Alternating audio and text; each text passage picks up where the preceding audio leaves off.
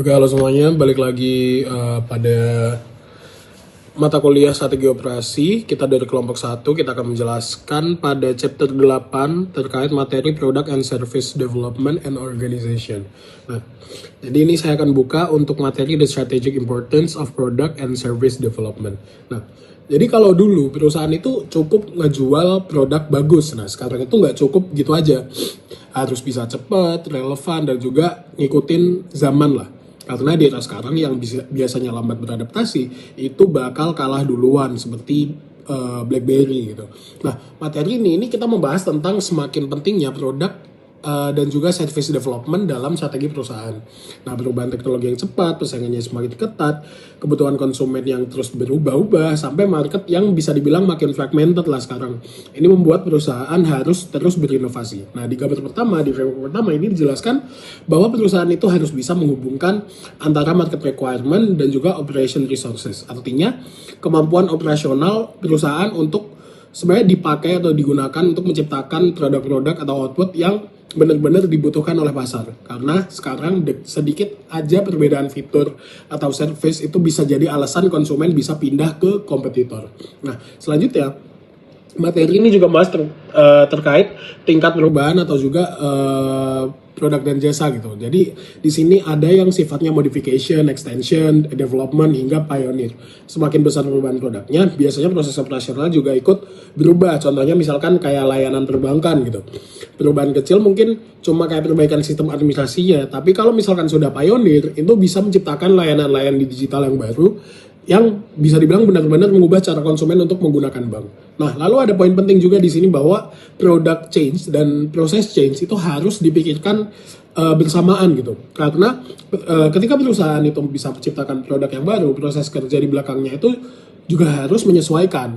Nah, apalagi di industri jasa atau service gitu, pengembangan produk itu dan juga proses itu hampir nggak bisa dipisahkan lah. Jadi inti dari materi bagian pertama ini adalah keunggulan perusahaan saat ini itu bukan cuma soal produknya yang bagus, tapi soal siapa yang paling bisa cepat dan membaca perubahan dan juga memberikan inovasi untuk jadikan value di pasarnya seperti apa. Nah, karena pada akhirnya perusahaan yang survive itu bukan selalu yang besar, tapi yang bisa adapt itu seperti apa. Materi selanjutnya yang akan dibahas adalah Product and Service Development as a Process. Jadi, pengembangan produk dan layanan itu dapat dipandang dari dua sudut pandang. Pandangan pertama itu menganggap pengembangan sebagai proses kreatif yang menekankan inovasi, kreativitas, dan orisinalitas sehingga tidak dapat dianggap sebagai proses rutin.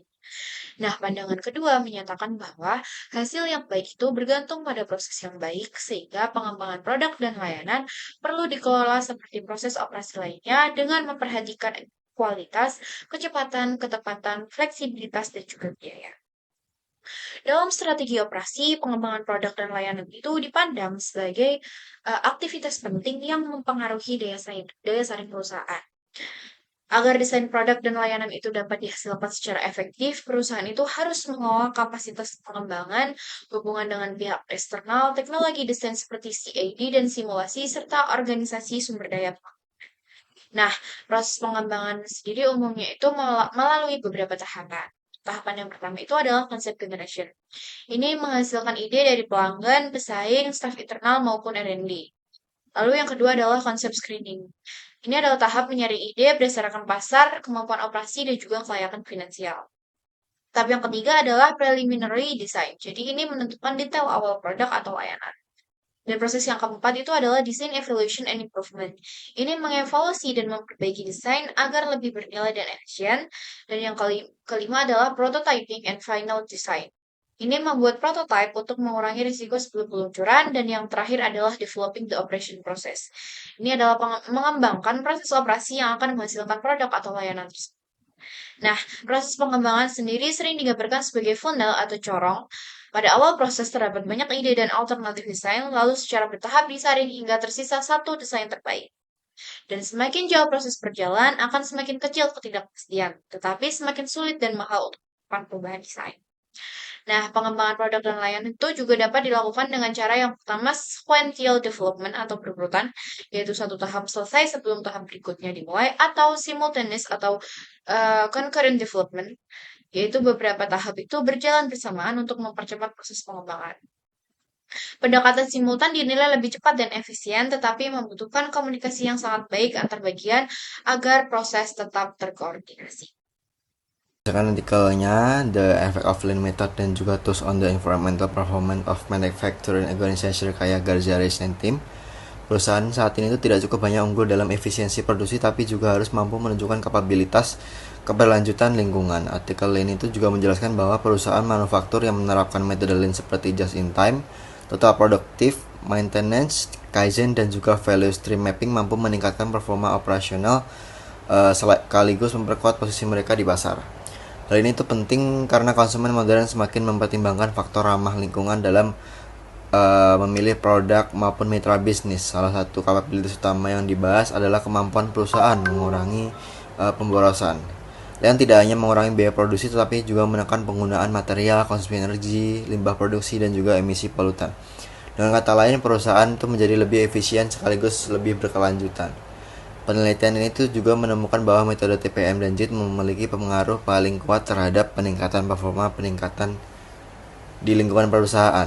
TPM juga membantu mesin bekerja lebih optimal sehingga mengurangi kerusakan, penggunaan energi berlebih, dan juga limbah produksi. Sementara Jacinta membantu perusahaan memproduksi sesuai kebutuhan pasar sehingga mengurangi yang namanya overproduction dan juga inventory berlebih. Capability seperti ini sangat relevan dengan kondisi pasar saat ini. Banyak perusahaan global menuntut supplier yang tidak hanya murah dan cepat, tapi juga memiliki standar sustainability yang baik. Artinya kemampuan menerapkan Lean dan Green menjadi nilai kompetitif di market.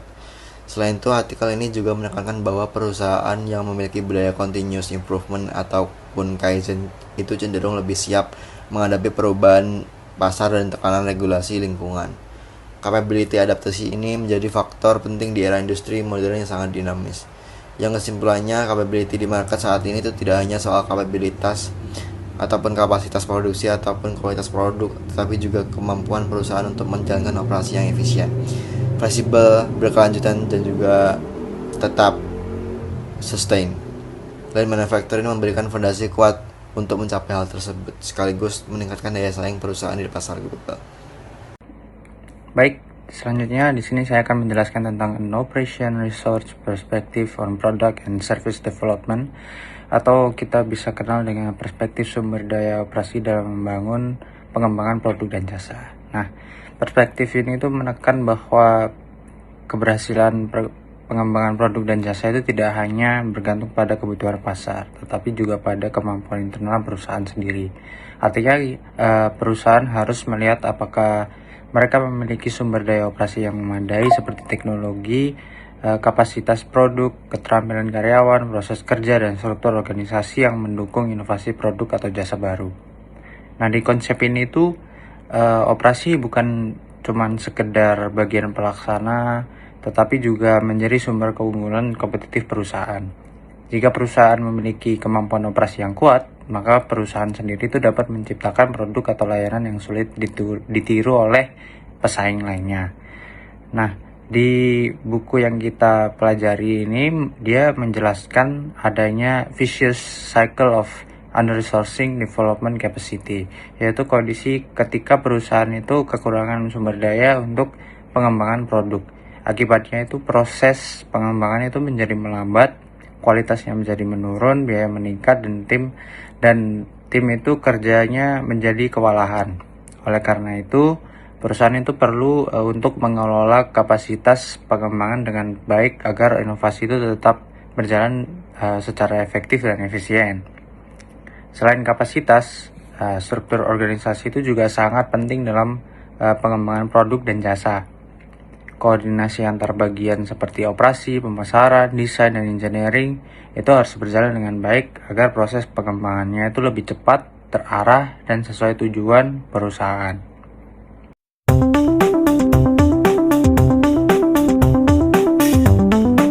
Selanjutnya masuk pada studi kasus Disneyland Resort Paris dari Nigel Slack, di mana Disneyland Paris ini dibuka tanggal 12 April 1992 di luar Paris. Nah, lokasinya itu dipilih karena dekat dengan jutaan orang Europe, dan pemerintah Prancis juga memberi banyak insentif. Lalu sebelum buka, Disney ini sangat optimis, di mana mereka investasi miliaran dolar dan menargetkan 11 juta pengunjung per tahunnya. Dan Disney bawa semua formula sukses dari Amerika seperti karakter magic, manajemennya ketat, dan standar layanannya tinggi. Tapi optimisme itu berubah jadi buruk lah, di mana perjalanan taman ini penuh kritik, kegagalan, dan hampir bangkrut. Masuk pada identifikasi masalah, di mana masalah pertama itu adalah jumlah pengunjung jauh di bawah targetnya, di mana hari pertama buka hanya 50.000 orang yang datang, padahal targetnya itu 500.000. Dan estimasi tahunan pun dipotong dari 11 juta jadi 9 juta. Lalu masalah kedua adalah karyawan banyak yang keluar, di mana dalam 9 minggu pertama sekitar 1.000 karyawan ini mengundurkan diri. Mereka bilang kerjaannya terlalu padat, jamnya panjang, dan gaya manajemen Amerika itu terlalu keras dan tidak cocok dengan budaya kerja Europe. Lalu masalah ketiga, di mana bentrokan budaya dengan masyarakat Perancis. Standar penampilan Disney yang melarang jenggot dan mengatur pakaian dalam itu ditolak oleh serikat kerja, di mana larangan alkohol di taman juga sangat tidak populer. Orang Prancis ini terbiasa minum wine atau bir saat makan, dan sedang para intelektual Prancis bahkan menyebut proyek ini tuh sebagai kiamat budaya. Lalu masalah keempat adalah kualitas layanan rendah di awal. Pengunjung yang pernah ke Disney Amerika Serikat ini mengatakan standar layanan di Paris jauh di bawah harapan. Banyak karyawan terlihat tidak peduli, kesulitan bahasa, dan kurang tahu detail lokasi tamannya. Lalu masalah terakhir, masalah kelima ini adalah finansial hampir kolaps, di mana utang membengkak hingga 1 miliar dolar. Yang pada Maret 1994 Disney memberi ultimatum ke bank, yakni restrukturisasi utang atau taman ini akan ditutup. Nah, jadi untuk masalah-masalah ini menunjukkan bahwa Disney itu gagal menyesuaikan formula suksesnya dengan budaya dan perilaku masyarakat Eropa. Selanjutnya adalah analisis penyebab yang akan disampaikan oleh rekan saya. Baik, selanjutnya untuk analisis penyebab masalah dari kasus Disneyland Resort ini sendiri, yaitu berdasarkan kasus Disneyland Paris, terdapat beberapa penyebab utama yang mengakibatkan berbagai permasalahan operasional dan juga keuangan pada masa awal berdirinya. Salah satu penyebab utamanya adalah kesalahan Disney sendiri dalam memahami perbedaan budaya antara Amerika Serikat dan juga Eropa, khususnya Prancis, di mana Disney ini menerapkan standar operasional, budaya kerja, dan juga konsep pelayanan yang telah berhasil di Amerika dan juga Jepang, tapi tidak sepenuhnya menyesuaikan dengan karakteristik masyarakat di Eropa. Akibatnya, banyak kebijakan yang dianggap tidak sesuai oleh karyawan maupun pengunjung lokal, seperti aturan penampilan yang sangat ketat dan juga larangan penjualan minuman beralkohol di area taman hiburan.